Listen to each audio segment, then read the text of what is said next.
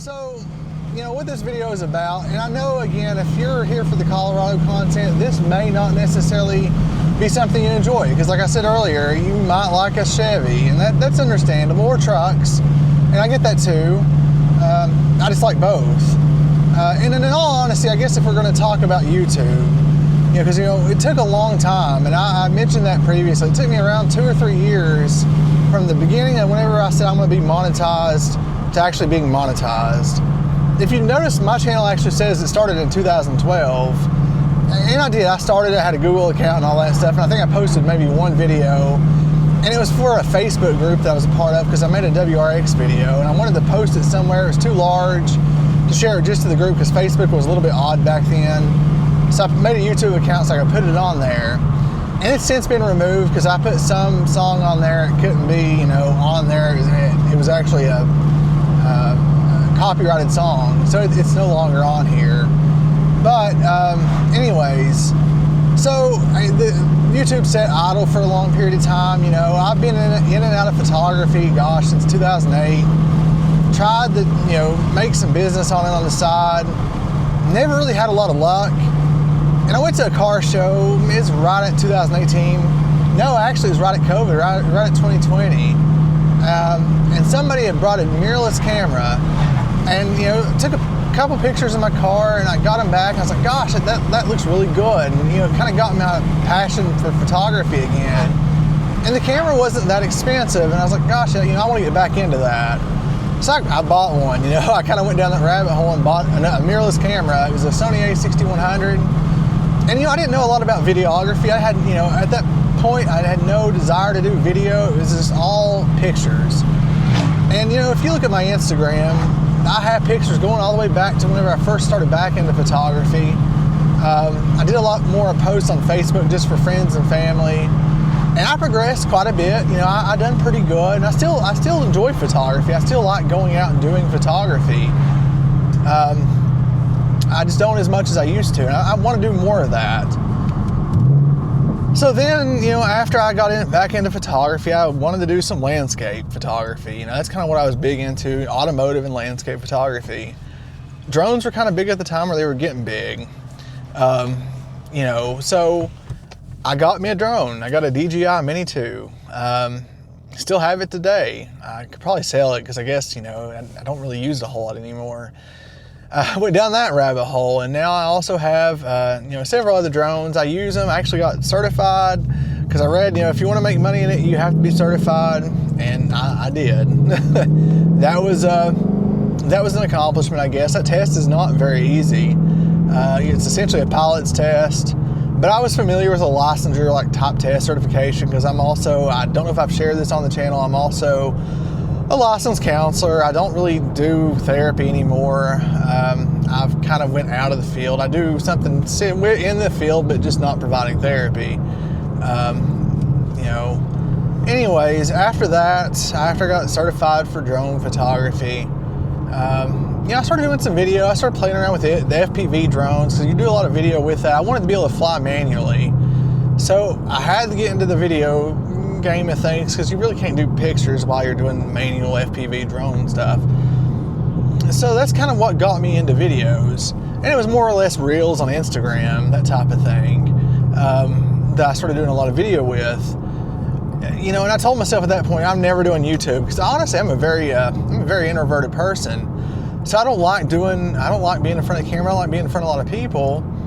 But the photography thing really wasn't doing that great, and I saw that YouTube had potential. I've been around, gosh, on the internet since there was forums, and if I had actually got in early, I could probably have been doing this for a lot longer. Gosh, if my channel, when it started in 2012, if I'd been posting for that long, my channel would be a lot bigger. But it's just something that I wasn't really into, and I said I'm never going to do that. But I had my WRX at the time, and I started making just some videos, because honestly, I like doing cinematic videos, and a lot of those videos are still on here. I've been to car shows. There's a lot of the car show videos I have up, but it's just been a long time coming. So I got monetized actually whenever I went to the track the last time. That's actually when it came up on my feed that I could actually be monetized. So if you're familiar with YouTube, you have to have 4,000 watch hours, 1,000 subscribers. You know, that's the process. Both of those are pretty hard to get. 4,000 watch hours in 365 days, that takes a lot.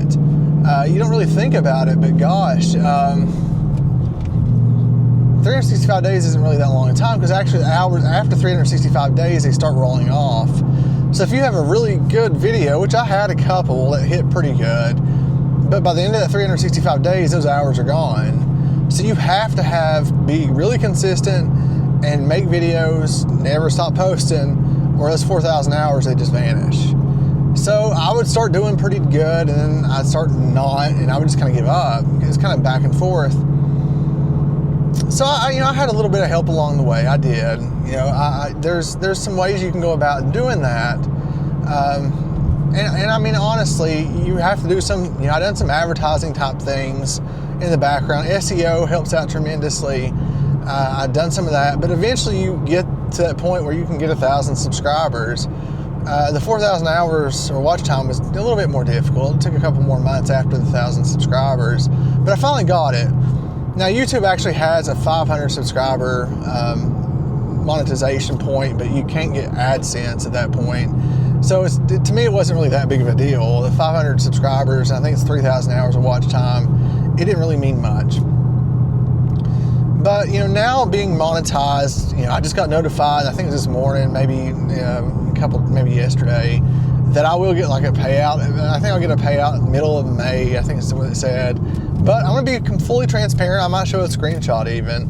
I think the first pay, it's like for a month and maybe like 1 month and 2 weeks or something, it's gonna be like $126. So it's not a lot. So if you have the idea that you're really gonna get into this and make a lot of money in the very beginning at all, you're not. It's fun. It's fun, especially if you like, especially in the automotive world, it's fun. But it's just, you're not gonna make a lot of money. Now that, doing things like with Amazon and things like that, that can help. The sponsors help. I mean, it makes it a little bit more fun because it makes the parts that you review, it makes it a little bit, cheaper. It makes it a little bit more worth your time.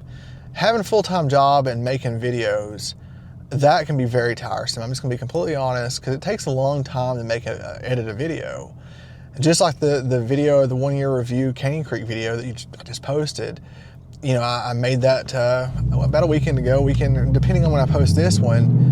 But it took me a little over, probably a week to edit it, maybe a little bit less. You use multiple cameras, then you have to kind of overlay, making sure your audio all matches, and the color grading, and not only that, but the software. You have to buy the software, pay for the software, upkeep the software, to be able to edit all that and actually have a laptop that will do it, which I went through several laptops before I landed on actually a MacBook Pro, which I've had now for about 3 years. But all that's overhead. So unless you have other ways to bring in revenue in the very beginning, the cost benefit of doing this, it's fun. Again, it's fun. I don't want you all to get that idea. I enjoy doing this, but it's expensive. So I do plan on continuing wanting to grow the channel. That's my goal. I really, there was a point, I didn't share this earlier, and I mean, I'm getting a little bit more personal. There's a point actually whenever I was doing my therapy job, then I left for 7 months from doing my job, and I actually started doing photography full time. Now the area I live in, it's almost impossible to do that. I mean, unless you already have a good client base, and again, being the introverted person I am, it didn't work for me. So I went back to work reluctantly, because that was not the place nor the time of where I wanted to go but anyways, where I'm at now is much better. And I've made a video about that, a little snippet about that in the past, but just not, again, it wasn't a great time. But I am much happier where I'm at now. Now, though still yet, one day, if this ever takes off and does a lot better, I mean, yes, this is, to me, doing something you love and making money on it is very freeing. And that's ultimately what I've always just wanted, is to be able to feel a sense of freedom, because at 7 months I was out of work. I'm still trying to work. I mean, even though I was really busy, I was, being outdoors and going out and doing, making very little, doing a drone job, doing like some mapping and things like that for small companies, making $100 a gig. Yes, it wasn't a lot of money, and I had the means to be able to do it. I had some savings I went through at the time. Probably a bad idea, but I'll be honest with you, physically I feel so much better. So if I could do this full time and figure out how to make that work, yes, this would be what I'd want to do, because physically and mentally I was in a much better place. Financially, long run, no, I'd have not been in a better place, and mentally it'd probably been bad. But at that time, you know, it was okay. In a sense of just, you know, working anyways, I should say, physically, and getting better. But that's kind of a little bit of the background. Again, if this is something that you want to do, have a passion about, consistency, being passionate about what you're talking about, having a niche. And I know that if you're, again, like I mentioned before, some of you all may not necessarily be on board for the Mustang stuff. Some of you all may have subscribed whenever I was doing, or may have subscribed when I was doing more of the Mustang stuff, or you may be here for the Colorado things. Gosh, I may still have some subscribers when I was doing more drone things. I don't know necessarily, because YouTube doesn't show you all your subscribers unless they have a channel themselves. But I do appreciate all your all support, the ones that have joined along and stayed along for the ride, because that, you know, your likes, your comments, truthfully, it does help the algorithm. And I mean, no, I'll probably never make a ton through AdSense or anything like that. I don't expect to. I do just enjoy making these videos. I got to figure out a way to maybe make it, if I do want to do this long term, make it more viable. You know, but you know, when I mentioned the niche earlier, that is something that makes it very hard, where I do both the Mustang and also the Colorado. YouTube does not like the mixtures of the hashtags and things. If you use your off-roading tags and then you use something for the Mustang, I gotta kind of figure that out a little bit too. It's kind of where I've been trying to branch out and kind of combine them somewhat, because I want you all, the ones that do watch, to have some benefit from these videos and be able to enjoy them, because ultimately that's what this is about, you all being able to enjoy the content I make. But again, thank you all for watching this, and we are going to drive. We're actually on our way right now. I do want to test these brakes out, even though I've went through 1,000 different brakes on this car now. It's nice to have some quiet brakes, and it's going to be nice to be able to drive this car just a little bit more, especially whenever I'm not going off-roading or not having to haul something off, or if I just want to drive, you know, get out and drive, because, you know, like I said earlier, I have much less mileage per the length of time I've owned this car than I do my truck. And I do want to make the truck last as long as it can, because I like taking it places, like going off-roading. So I want to be able to make it last as long as I can and make it worth its time. So having some quiet brakes that are going to last a while is going to be nice. So let's go on this drive. Let's see how they do. Handle's amazing. Gosh, if, you know, I don't know, whenever I first bought the car, it was a boat. So just taking something that and I mean, in a sense, some people are saying the S550 Mustang is not a boat, but I came from a WRX, so to me, whenever I first bought this car, it was a boat. It just had lowering springs and everything else was stock, more or less, so it felt very boat-like. But now, I mean, it actually handles probably better, much better actually than the WRX. So I'm very happy and content with where it's at the moment. Mod-wise, I really don't see myself doing much more to it, you know, unless there might be a couple more suspension things. I'm happy with where it's at, but it does handle amazingly. I do love taking it on a curvy road, and that's what we're gonna do. So let's get on this road.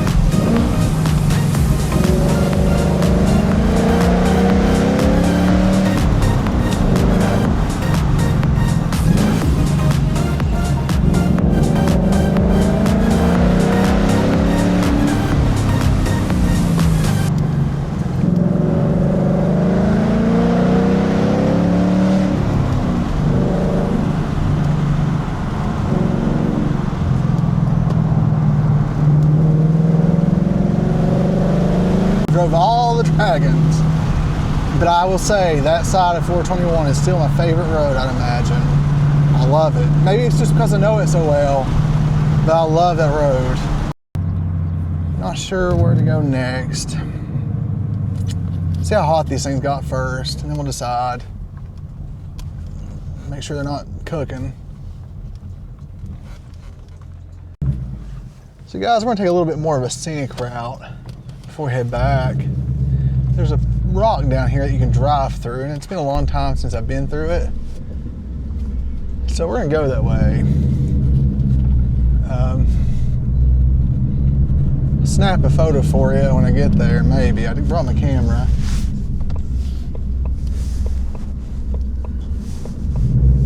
This is more so just a kind of a easy drive. You can drive fast, but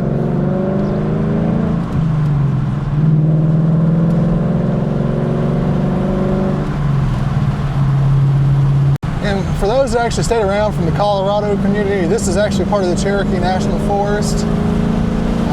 So we're in the Cherokee right now, just on the paved portion of it.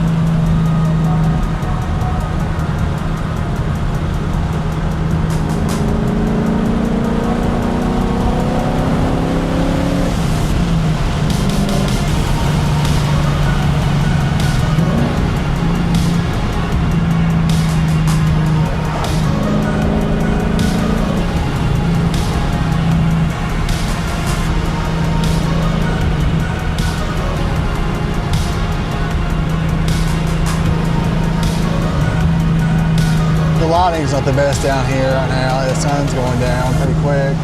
Trees and such.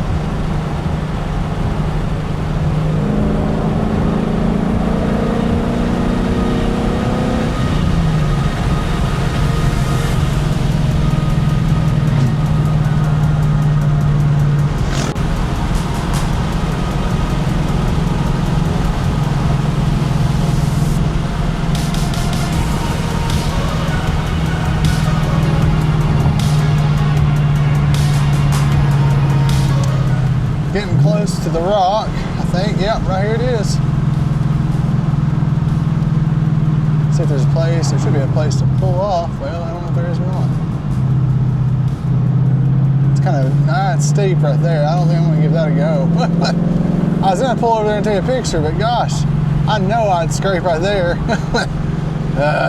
It's okay, guys. They'll be somewhere else for a thumbnail picture. Well, we'll gather my thoughts at the very end. I'm going to kind of conclude. I'm going to go ahead and start, finish this drive on my own. I do want to enjoy just a little bit of it, especially back down the mountain. But I'll conclude at the very end when we get to the bottom of the mountain, guys. I hope you enjoyed a little bit of the driving that I showed you so far. If there's anything really good at the very end, like any driving, I'll add that in. So it was a fun drive. Honestly, I had a really good time. The brakes, as expected, they've done pretty good. I wouldn't say they're anything like track pads. Coming back down the mountain, I always like the last section, the I guess switchbacks, or just solemn, or what do you want to call it. And of course, you have to give it a little bit more braking on the street to those types of sections. So they got a little bit warm. I could tell were getting a bit more mushy.